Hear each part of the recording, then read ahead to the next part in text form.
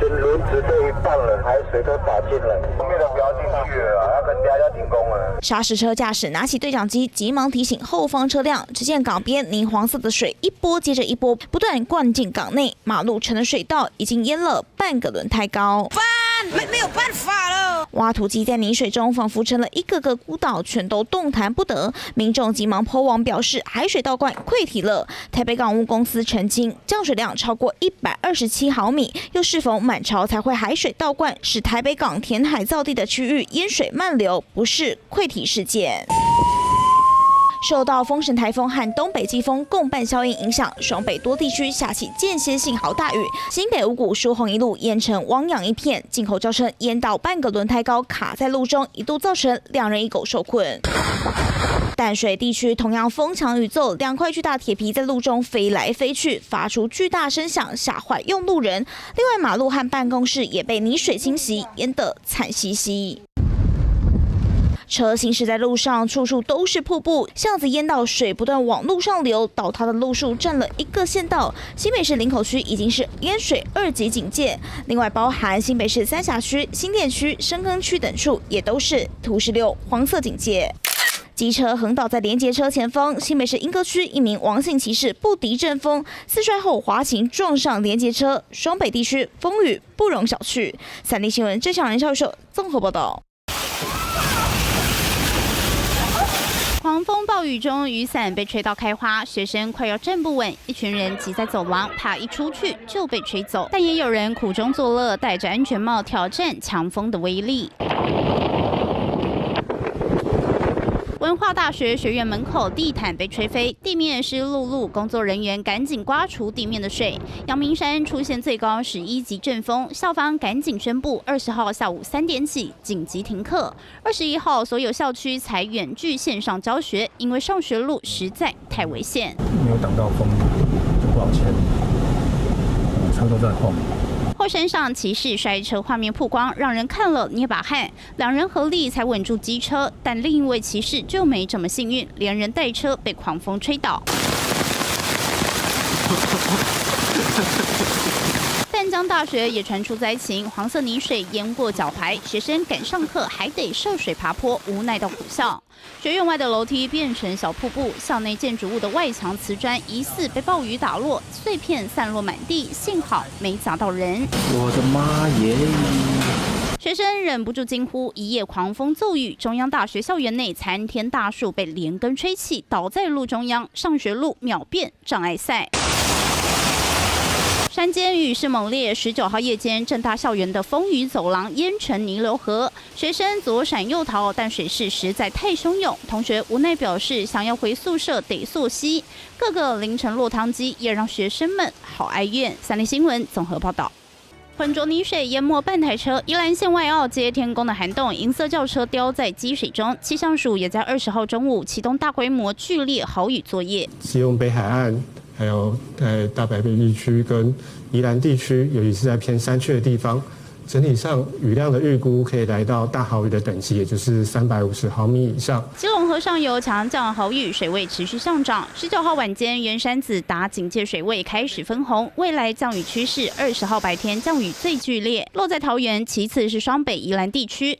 20号晚间到21号清晨，强降雨往东移动，宜兰和双北将达豪雨等级。20号单日最高雨量落在台北市南港山区457.5毫米，以及新北市石碇区446.5毫米。雨弹袭击，双北雨量最丰沛。350毫米的一个雨量来说的话，基本上就是在整体是大台北地区，还有宜兰的山区、基隆北海岸为主哦。那到了其实整体上来说，降雨在今天跟明天都是相当明显的。共伴效应酿强降雨，全台5县市累积雨量达到停班课标准，北桃都入列。但湿哒哒的天气何时才结束？说可能在周3之前的降雨会是比较明显的。那不过在周3呢，有机会降雨的范围会稍微趋缓，就是会稍微减少一些，但是在宜兰可能还是会有局部豪雨等级以上的降雨。雨神来袭，想要迎接晴天，得再等一等。3立新闻综合报道。桃园机场镜头均被狂风刮得晃来晃去，风雨中几乎看不到飞机跑道，好几架飞机在狂风暴雨中升空，直击准备降落的航班同样受强风影响。飞机降低高度，准备滑进跑道前，机手突然往上拉高，重飞一次，类似的情形不止一架。气流不稳，影响飞机降落，也有机身在滑进跑道前看起来有些歪歪的，爬升又降落的失重感把乘客吓坏了。在心里一直想说。阿弥陀佛，就是一直祈祷。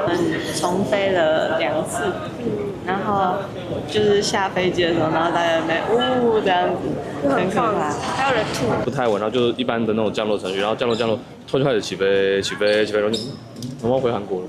有一点怕，好像好惨呀，这样。从韩国或新加坡返台乘客历经空中惊魂记，顺利回到地面，等着领行李，庆幸一切平安。搭机乘客看到风雨来袭，也傻眼。什么鬼？真的假的？哇塞！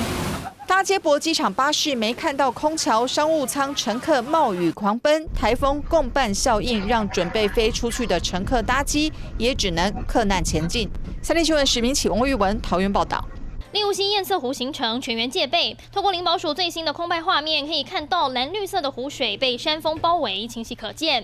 我们再来看到呢，立雾溪上方的云层其实是非常厚的。这几天呢，坝底渗流的状况都还是有持续的在发生，水位呢也缓慢了上升20公分。而位于燕子口的知名地标酋长岩与坝体距离大约50公尺。虽然目前还没被淹没，但坝体已经堆积到酋长的下巴处，未来恐怕会受到溢流波及。目前进度我们就大概在这个桥那边已经快到坝顶那我们坝顶距离大概还有10公尺路程。我们的目标是希望能够把坝顶降低5公尺，让它的水溢流。期望用溢挖的方式让堰塞湖提早溢流，但不断掉落的巨石却大幅增加开挖难度。昨天我们在开挖的时间都有落实嘛，所以我们现在用那个单人的弹簧床，强度的，然后放在屋顶上。抢修工人拼命跟堰塞湖抢时间，同一时间受灾范围内的撤离与封路作业也正式启动。不至于说他们一直在外边在收容中心或者说在其他地方寄居或疫情，那现在就是村民最大的一个期待。公路局现在是说要请人员进驻在这边，然后到时候如果有水下来的话，可能会实施预警性封路。为了避免再发生溢流灾情，工程人员也正式进驻太鲁阁大桥，在南北两段摆上安全警示，必要时将实施封路，用路人首当其冲。会影响到的话，应该就是崇德这边，崇德这边就没办法进了，就只能到新城这里而已。花莲通往台北的主要干道可能因此封闭，但立雾溪堰塞湖监测评估谨慎再谨慎，就是怕同样的悲剧再度发生。三立新闻吕燕、戴伟成、王一琪、龚玉可花莲报道。立雾溪堰塞湖渗流中，花莲县长徐榛蔚一早前往太鲁阁地区视察，就怕共伴效应雨弹威胁加剧，不仅太鲁阁大桥被妥封桥设备。日前还有山友申请入山证，发现太鲁阁国家公园园区范围将一路封闭到明年3月底。公告一出，山友截图疯传，知名登山作家雪阳更在社群写下上千字抱怨文。因为太鲁阁国家公园园区坐落花莲、台中、南投3县市，涵盖的高山何其多，腹地92000公顷。他认为，为了300公尺的堰塞湖危机就封闭3000公尺高山区域，根本是等同于小脚趾被蛇咬到就急着截肢双腿，政策荒谬到难以言喻，更脱口说出连中共都做不出这种肮脏事，内政部遥遥领先。但这话惨被延上，事后他也检讨，用错误的愚蠢类比犯下伤害民主的错，深感抱歉。未来会视这个下雨的情形，还有园区环境稳定的一个状况来公告登山申请一站往上目前禁止入园申请的是到10月22，并不是这个到明年的3月这部分，那并予澄清。国家公园管理署紧急澄清各登山路线已更正日期，工程单位也全面为降挖堰塞湖赶工中。大概差40米左右就可以到堰塞湖的边了。预计21号上午就可抵达坝体正上方，渴望快点解除溃决危机。三立新闻吕燕、洪立明花莲报道。冷藏冰柜整座被搬走，被撬开的锁就这样随意被丢在门口。花莲光复重建如火如荼，却有窃贼盯上义主团绽放的厨具，顺手牵羊，大赚灾难财。大家都是已经来义主了，大家对花自己的钱、花自己的东西的，还被拿走，就觉得无言啊。除了冰箱，还有2个炉子及数个大汤锅全数遭窃，但周遭没有监视器，义主团老板只能无奈认赔。而不止义主团，近期在清淤过程中也发现许多水沟盖不翼而飞。我们在整理的时候就那个就不见了。最重可以处无期徒刑，因为偷水沟盖板发这个灾难财。这个部分是用灾防法的，这是非常严重的。针对水沟盖遗失，警方目前研判是在清淤复原的过程遭到搬运，目前尚无不法。不过水沟盖的遗失对光复重建影响重大，因为如果清沟工程无法及时补盖，淤泥和垃圾可能会再度流入水道，严重影响防汛安全。